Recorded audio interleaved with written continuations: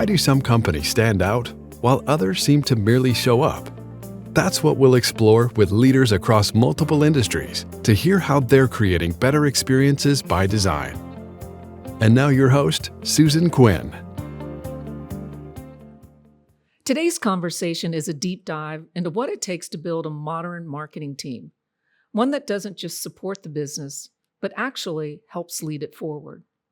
My guest, Chris Martinez, is a visionary leader who's redefining what internal marketing teams can and honestly what they should do to align sales and marketing for the greater good.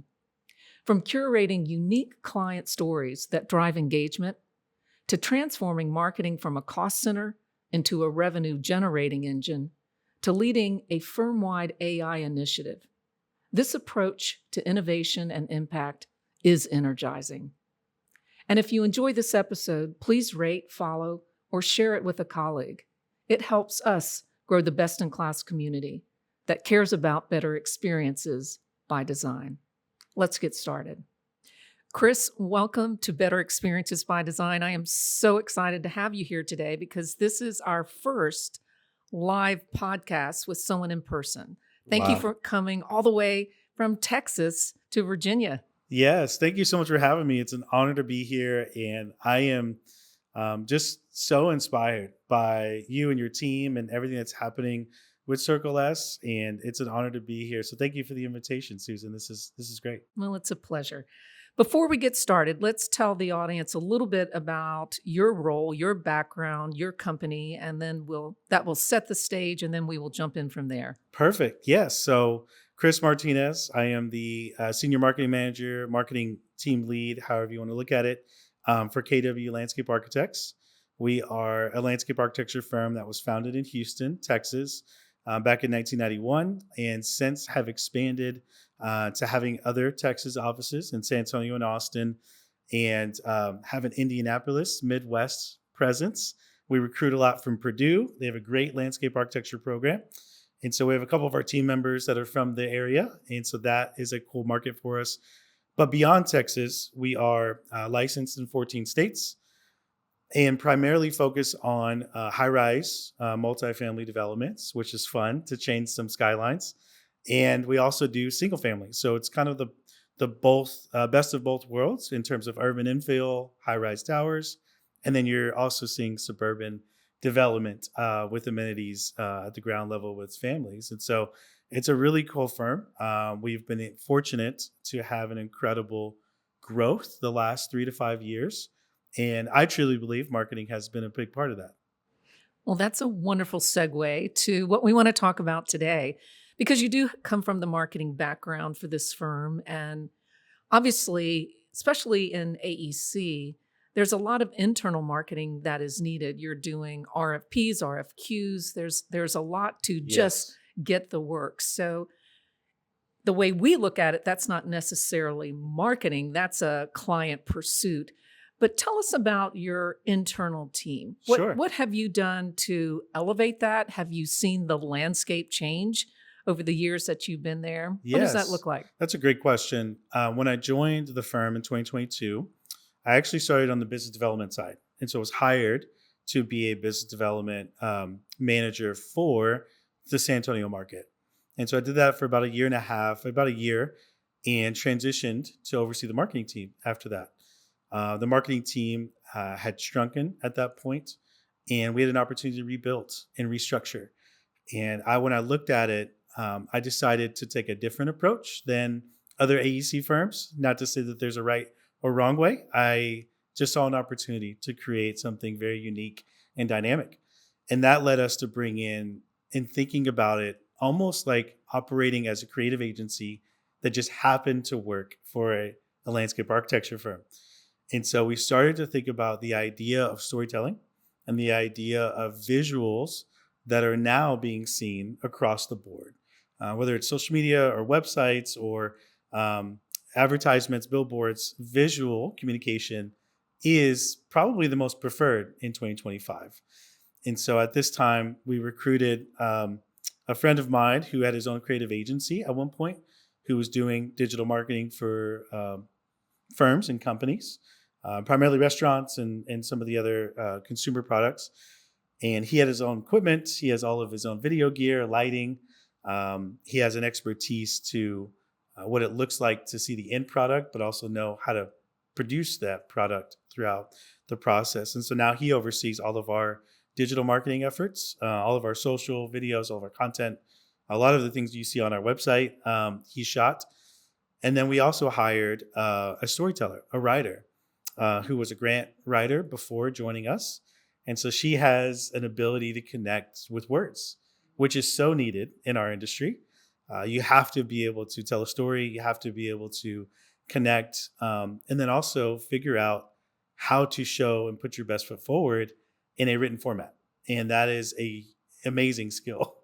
And then we had on staff already an incredible graphic designer who came from the magazine layout world. And so her layout skills for InDesign and Illustrator and some of the vector formats that we do with our website, she has elevated the look and feel of our brand. And so when you look at this team, it's almost very concurrent with what you would see from a marketing agency you would hire. It feels very similar. Yes. And that has been a very fun experience to manage. Yeah. And so I guess the simple answer would be we recruited around people and skill sets versus the industry standard. And that has been the most rewarding part, I think, over the last 3 years that the team has been together. So you've got a mini marketing agency internally. So not all firms do that. That's right. But what you are doing, and I would say that's front and center for us. How do you tell the story? How do you do it in a compelling way? Short form video is important. Yes. What sort of things and stories are you telling? How are you creating the strategy on that? Great. What is resonating? What is helping to grow your business? In 2020, one of our founding partners retired and a new partner was elevated to partner. And there was an opportunity for the firm to change the story, to elevate the story, to transform the story, because the company was changing and evolving. And the world obviously was in a different place. Just a tad. And so this was an opportunity for the marketing team to really shine. And so that's kind of how it all led to the team being hired, how myself and the other team that I hired came aboard. But the stories we tell are twofold. The first part is about who we are, our history, 30 plus years in the industry, started from the garage of our owner's home, drafting on a washer and dryer machine, Wow. to getting into digital format and CAD and Revit and some of the building programs we have now. But also, so we're telling the company's story of our transformation and our people, which I think is so valuable. The work that we do, there's a lot of things AI can do. Designing an amazing landscape plan is not there yet. And I think it may never be there because there's a certain piece of the human element that comes into design of the built environment that we need, because humans are interacting with that built environment. So the first story is who our people are and what they're passionate about. And the second story is those projects that they create. Yeah. So what we design, the spaces that we impact, the people that use our spaces. Oftentimes, we call it in our firm, we call it the third space. Mm. So the first space is your home. That's your privacy. That's your safe place. Your second place is the place you spend most of your time, which is your workplace. The office we're sitting in now is considered the second place. And the third space is everything in between. Restaurants, open spaces, the train station, airports, parks, mixed use spaces, hospitality, that's called the third space. And so our job is to tell the story of that space and how people interact with that. And so getting creative in the beautiful part about each project, in my perspective and our team's perspective, is the land tells a story. The history of each part of the world tells a story. There's typography, there is historical plants and trees that have been there for centuries. There's previous uses for that land. And so the ideas for storytelling are honestly endless. It's what you choose to go with at the end. And so we find trying to capture the character of each site, what makes it unique, what makes it fun, what makes it very different than other products out there. And we try to run with that story. So that's been really fun to do.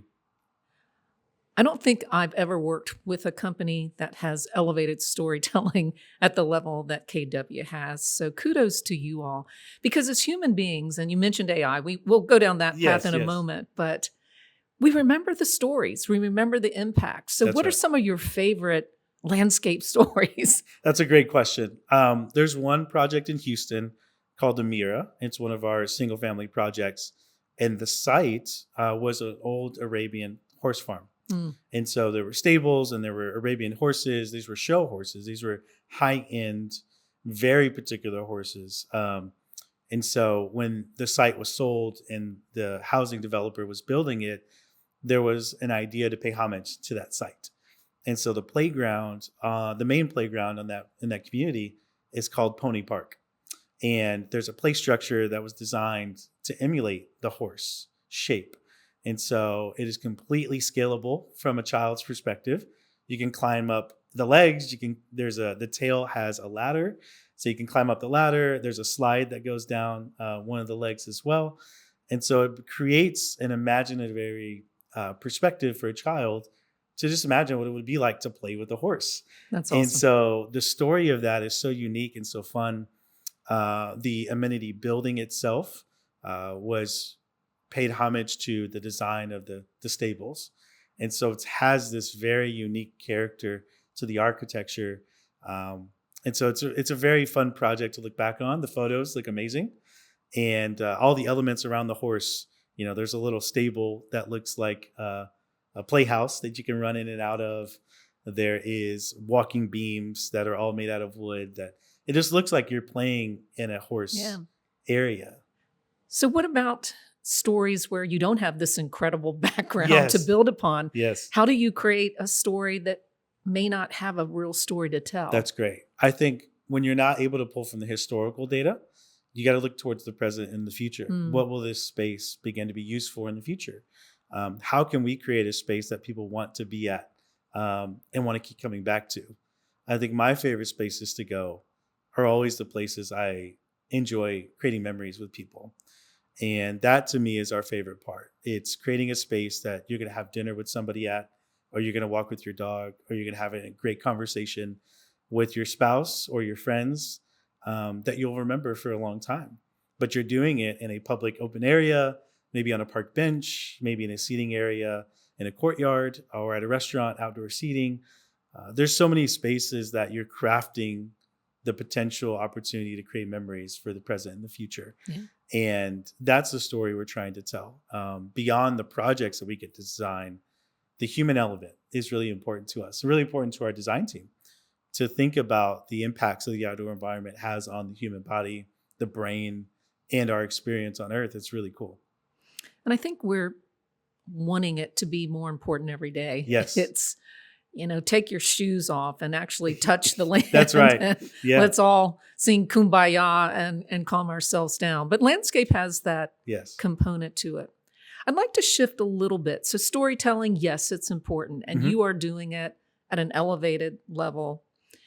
What are the channels? How are you disseminating that information? And for us, paid, owned, earned, and shared, and there's strategy on it. So you've got a mini agency internally. How are you determining? Sure. Yeah, our primary channel would be what we've invested our money into, right? Which would be our website and some of the other products that we've utilized internally. Social media has become probably our funnest one. LinkedIn actually is our number one engaged platform. Second would be Instagram because of the usability of it, the familiarity, the casualness of it. And so LinkedIn and Instagram have been our primary digital channels. We have actually printed some pieces that have showcased our work, our portfolio, and that has been received well. But I would say digitally, video and photo via website or the social media have been our two favorite channels. And through that, we found even new platforms like a microsite that we developed that is very unique. And so we had issues with our BD team maybe not having the assets that they needed to present to a client or present to an architecture partner. And we had this idea of an interactive presentation. And that led me down a rabbit hole in research and testing, and came across this platform that was exactly that. And we've built it. And now it's an organic, interactive microsite that looks very similar to our site, has all the details for the projects, but it's utilized in an organic way that shows off the photography, it shows off our projects. But it's led by the conversation. And so so you use that in a pitch? Yes. And so if a developer or a client is usually focused on, multifamily or higher education, those might be the first two sections we go to. But then they're curious about what our hospitality work looked like, because maybe they worked at a hotel at some point in their history, or maybe they are starting to get into the K-12 market or the mixed use market.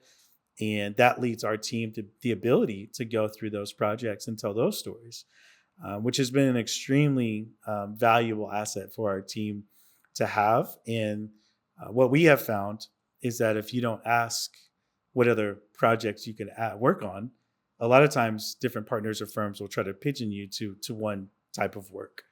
And so what we want to do is work on landscape architecture for a variety of projects, not just higher ed or industrial or mixed use or retail. We actually would love to see the environment changed in all spaces. And so that's given us a unique opportunity to do that. I love that. Internal marketing, but yet you do external messaging to attract your clients. Is there any component where you bring in other experts to assist, or do you have all your capabilities internally? I think this is really important. As amazing of a team that you can build, there's always going to be an external perspective that you need. There's going to be an external experience and expertise that you may not have on your team. And Circle S has been one of those partners for us, right? We needed to rebuild our website. I have done them myself in the past. It has not always been the best website that have ever been created, but I know what goes into them, and I know the expertise that's needed, and I know the length of time that goes into that and the investment. And we needed a partner that really understood who we were and could creatively see where we're going as a firm. And so bringing Circle S on board for that was an awesome partnership. We partnered with another firm, was a friend of mine out of Dallas, and her firm is called the Flamingo Project. And it's a very unique brand, and I love it.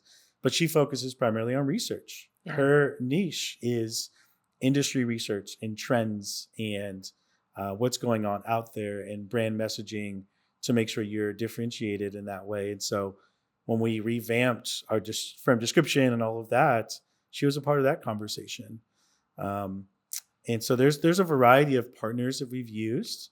And to me, that makes it fun because you get a chance to have your team work on fun stuff and bring other people into that project and party. And it's a really creative process that I love. Well, when you live 100% inside your bubble, yes, I think you lose that perspective and you can maybe get a little too excited with yourself.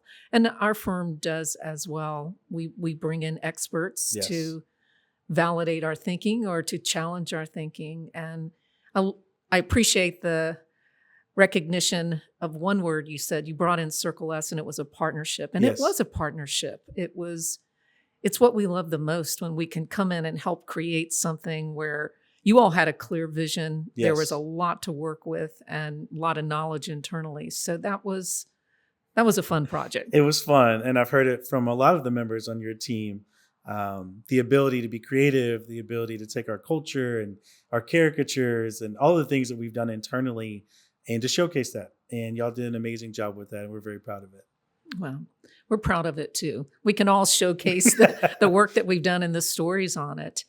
So you are out in the marketplace, you are doing your magic. What's success? What metrics do you keep track of? And what's working? What's not? How are you pivoting when you need to pivot? That's a great question. So with the microsite, I mentioned what makes it unique in comparison to a PowerPoint or to other presentation platforms is it actually captures analytics. It provides a heat map in the same way that websites do. And so you can see in real time people's activity on it and engagement with it. And that gives us a chance to curate packages or presentations more to clients similar to the ones we're presenting to make it more effective. And so if a particular market hasn't been clicked on and we've presented to 5 architects, maybe that's not the right fit for the architecture clients. Or if we're trying to get work on the East Coast or the West Coast, what's really more important to them? Probably density, probably downtown, probably urban projects. The suburban projects may not fit within their worlds. And so it's figuring out how to curate it to personalize it. And that's what makes it really important. So that's one way we measure it. And the other way is win rate with projects. It's so when you bring in a project and when you're a part of winning projects for your firm, the marketing team has a role in that. And oftentimes we get overlooked in that space. BD gets a lot of praise for that, as they should, because there's a lot of work that goes into it. And me being uniquely positioned and having done both roles for the last 7 years, there's a unique appreciation for both sides in the roles that you play in pursuing a project. It is a partnership. Yes. It is sales and marketing. That's right. Ampersand, but really smushed together. I think when you separate those and you don't bring them together in a powerful way, Yes, or those that do, I see them moving ahead. that's right. And uniquely gifted. There's conversations that the BD team can have that the marketing team maybe can't have, or connections that they can connect them with. Maybe an architecture partner with a developer, or a developer with an architect. And there's different ways and tools that you can use. And our job is to help make their job easy. And their job is to give us insight and how to craft and curate and personalize our presentations and assets in the best way we can. So it's a unique partnership. Well, you had a lot of magic in there. Curating content that is specific to who you are speaking to Yes. is really important. They want to know that you understand them, that you've done work in their area, that you understand their pain points, that there's stories to tell. So that is important. If you have too much information, you're trying to just spread Right. all the dirt That's right. all over, then it's hard to have the seeds take root. That's And right. it is, so sometimes less is more, being very specific. You also mentioned a lot of tools. AI. Let's talk about We have AI. to. Yeah. I mean, it wouldn't be 2025 if we didn't, but how are you using AI, first of all, and then what do you like and not like about it? That's a great question, Susan. It's actually a unique time to ask that question. As a firm, we've been exploring this for the last, I'd say probably year and a half, as I'm sure everybody is. But our leadership has taken a certain appreciation and affinity for it, which isn't always the case in firms. Sometimes leadership is not ready for change or not ready for new technologies. And ours has actually embraced it, which has been really unique. And so I say that to say our founding partner was so intrigued by AI that he actually attended a 2-day seminar in Houston to get more of an understanding of it and how we can use it, not just for marketing, but for the entire business at large. And that's very unique for somebody who's nearing the age of retirement, wants to continue to learn and wants to be better. And that is a very fun environment that we've created. And so I have actually personally been tasked to lead our AI initiative in-house. Wow. And so over the last couple of months, I've been downloaded. We hired a consultant who has kind of paved the way for us, done a ton of research, interviewed our team, our leadership team, figured out who the best players would be internally to be on this task force. And so now we're 2 months into it. We're starting to implement some platforms and researching, not only for marketing, but for our architecture, for our landscape architecture team, what can help them and be more efficient. And how could we take some of the mundane tasks out of the way through AI tools so we can be more creative, so we can open up our brains and open up our imagination to envision the world around us better. And that's really our approach right now, is taking it slow, trying to implement it the right way, and trying to test the right programs to make sure we're using the right things. That's a beautiful answer. The mundane things, yes, bring it in every single time, but opening up, I think it is helping us do better creative Yes. work. Because, you sometimes get paralyzed. It's like, oh my gosh, deer in the headlights. That's right. We've got to perform and we've got to get this done in the next minute. But to move those tasks forward, and I think every firm should bring it in. But you've brought in a consultant, which is Yes. interesting. We also have attended AI conferences, and we're looking at every aspect. What role do you think agencies? So I'm going to ask you a question to help us, because we are learning it at a high level. Do you want to know how we're using AI? What is the transparency that you think firms should have related to AI? Absolutely. My perspective, not just in the workplace, but in life, is to remain humble and teachable. And that goes with learning. As I am implementing things on this task force, there's a huge opportunity for me to learn. And so if you are exploring it for you and your firm and how to implement it with your partners, I would be extremely open ears to hearing what you've learned and which programs are out there, and to be transparent. One thing about AI in this day and time is that we're all learning at the pace that we're learning at. Whether you're researching it for 12 hours or you're playing around with it on the weekends, there's something that you're gaining that somebody else may need. And so I would say, from your perspective, sharing that and utilizing it to say, hey, if there's a program, an opportunity to craft messaging better or to become a better partner with creative projects, I would say, at least our firm would be open ears to hearing that. Well, there's the day-to-day. There's so much that a firm needs to do, and you can't have an outside agency do all of that for you. But we are considering having workshops around it, what we are learning to that, the process and procedures that you need to ensure that you are keeping your company safe and their security. So that I love your perspective on that, because we are here doing our part of it, and we're always wanting to share and to help create better experiences. That's right. Even though there's an AI to it. There's one other thing I'll mention to that, and I think it's the practical. At this day and age, there's a lot of theoretical of what ChatGPT can do and all the ideas. I think where we get lost a lot of times with anything, with learning a new sport, with learning a new skill, is how can I practically use this in my life?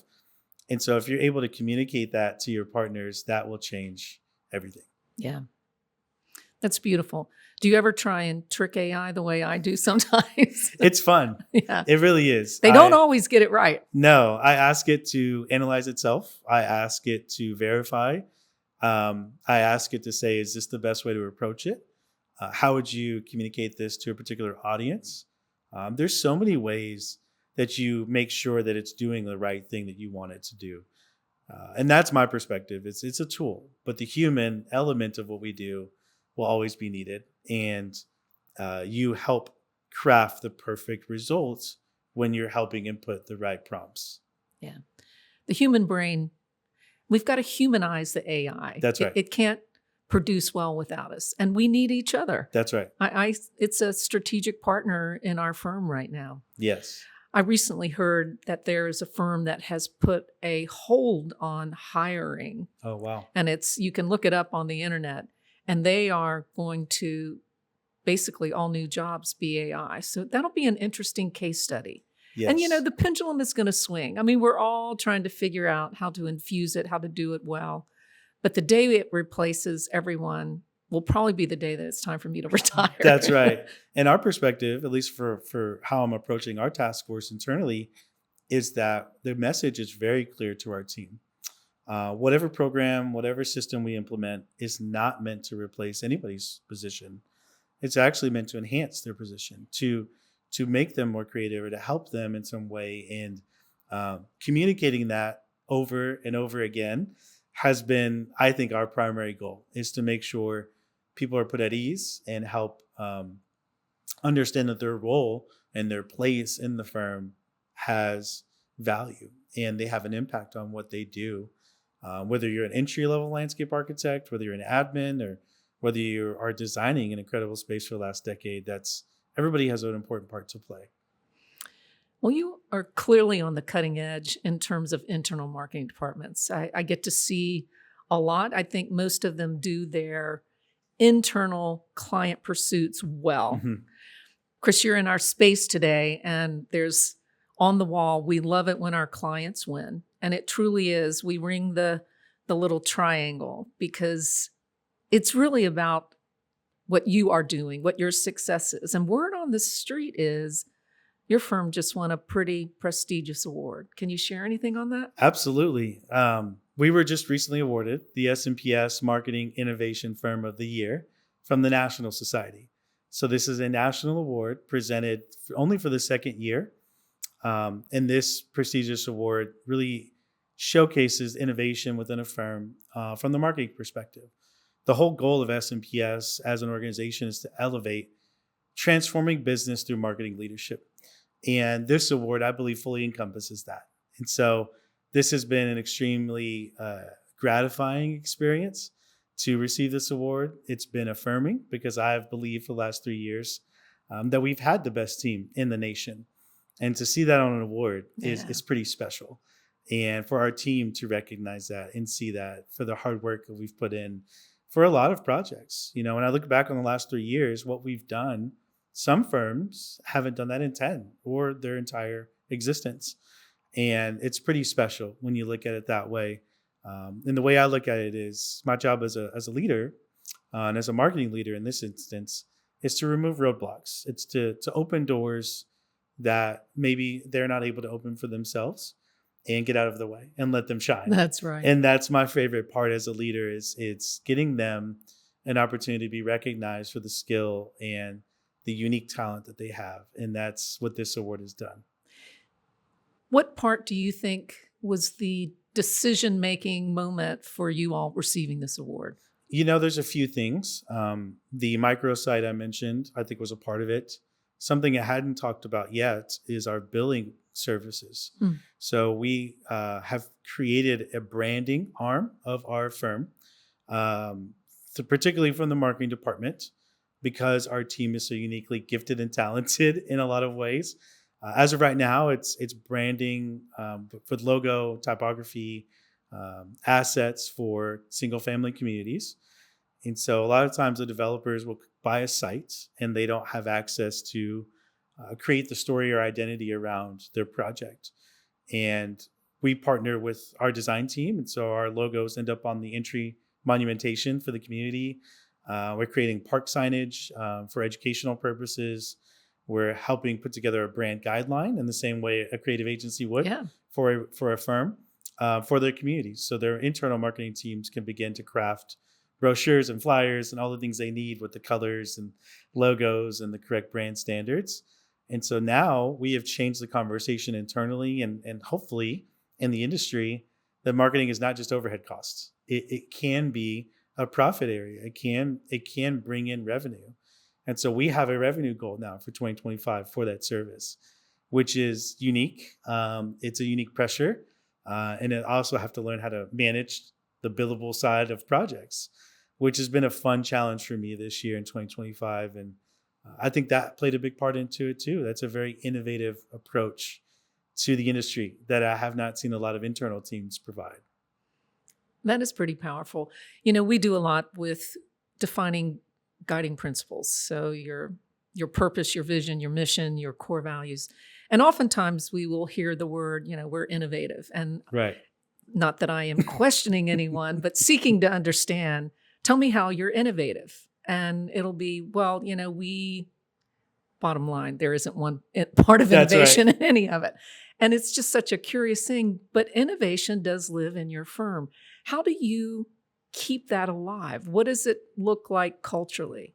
Yeah, I think for us, it's always striving to be better, not being content with what we've done. We want to celebrate the wins and we want to be excited for what we've created or designed or showcase in terms of video or digital assets. But we also want to get better.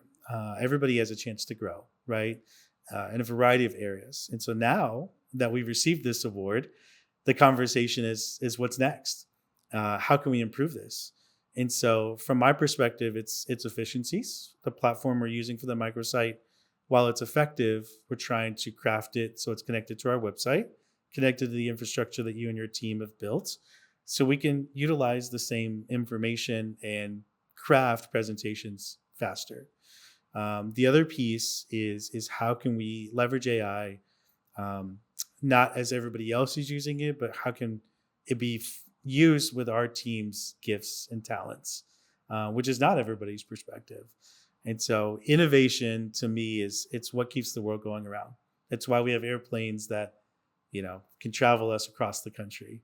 It's why we have cars that can drive over a certain speed, or electric cars now. So it's really cool to see innovation impact the world around us. And I believe marketing has the ability to do that. I was a speaker at an MBA graduation several years ago and made a comment that most of the positions that are coming out of school today will not exist for people who are in first, second, and third grade. That's right. And so we don't even know what those positions would be. So innovation is important, as you were imagining, which is going to lead me to a final question that I ask every participant. What do you do, Chris, to keep bettering your best? It's one thing to say the words of it, but what's the discipline that you have Sure. that keeps you improving? One of my favorite things to do is have conversations. And so I use my drive home a lot of times to call people. Sometimes it's friends, sometimes it's colleagues, sometimes people on your team, sometimes it's other firms I respect and look up to. And there's a lot of things that conversations can lead to, ideas that get sparked. And I have found as much research as I can do on my own, the compound research that happens through conversation based off of what you've learned and that comes up in a conversation, that's my favorite part. That's how I get better. It's connecting with people. And I think that's what we were created for. I truly believe we were created to not be isolated in a silo and lock yourself in an office and do all the research you can. I actually think when you get around people, you learn the most, not only about other things, but also about yourself. And that's how you become better, is when somebody can show you a blind spot, when somebody can teach you a new skill, or when somebody can encourage you in something that you're great at. That's when you become to get better. So that's how I better my best. Well, you've given our audience a lot to think about. They can create new areas within their company. Just to say this is the way we've always done it is the worst line ever. Right. And how to look at it differently is so powerful. Thank you so much for your time, for your energy, and for the wonderful partnership that we have shared. Yeah, thank you, Susan. This has been incredible and such an honor. And hopefully we get to do another one soon. Let's do it. Thank you for being part of our best-in-class community. And until next time, keep bettering your best.